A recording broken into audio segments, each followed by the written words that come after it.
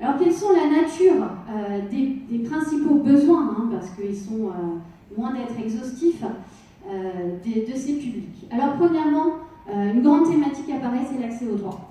L'accès au droit avec notamment l'accès à l'emploi. On constate un déficit d'attractivité sur ces territoires, peu d'entreprises s'y implantent.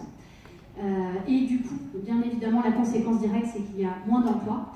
Des freins également à l'emploi importants, soit par rapport aux barrières de la langue qu'on évoquait, mais également plus généralement en raison de l'absence de réseau professionnel de ces populations ou de la méconnaissance des codes socio-professionnels. 39% de la population de ces quartiers politiques de la ville est sans diplôme aujourd'hui.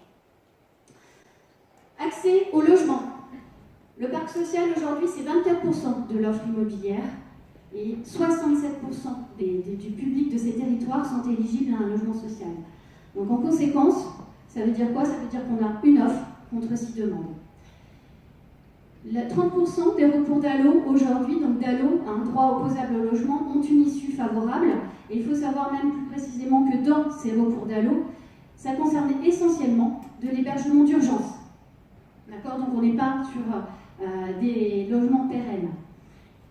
Et on constate également un taux d'insalubrité des logements important, avec notamment encore des sites de bidonvilles qui sont recensés sur la métropole au nombre de 17. Accès aux soins. Une offre médicale limitée, une désertification parfois d'ailleurs qui touche certains quartiers comme Lyon 8, où aujourd'hui il manque de praticiens. Et puis un habitant sur 3 qui limite carrément ses dépenses de soins et dit les limiter.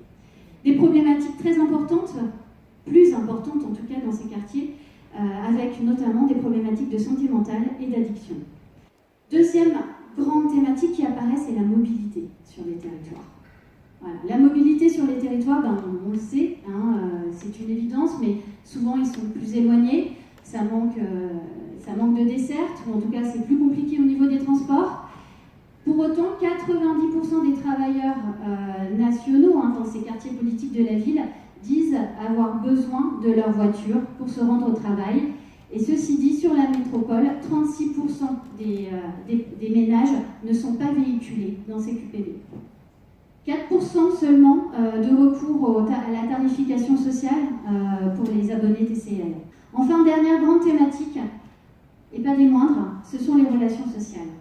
Sentiment profond d'isolement, voire d'exclusion, témoignages de discrimination, de violence, d'incivilité. Et puis, au-delà de ça, le sentiment que les relations sociales se dégradent entre elles au sein même de ces quartiers. Donc c'est vraiment relayé par les habitants eux-mêmes. À tout ceci, on s'ajoute la dématérialisation des services, avec la fermeture de certaines antennes de services publics dans ces quartiers politiques de la ville. Et du coup, on est vraiment en présence de la fracture sociale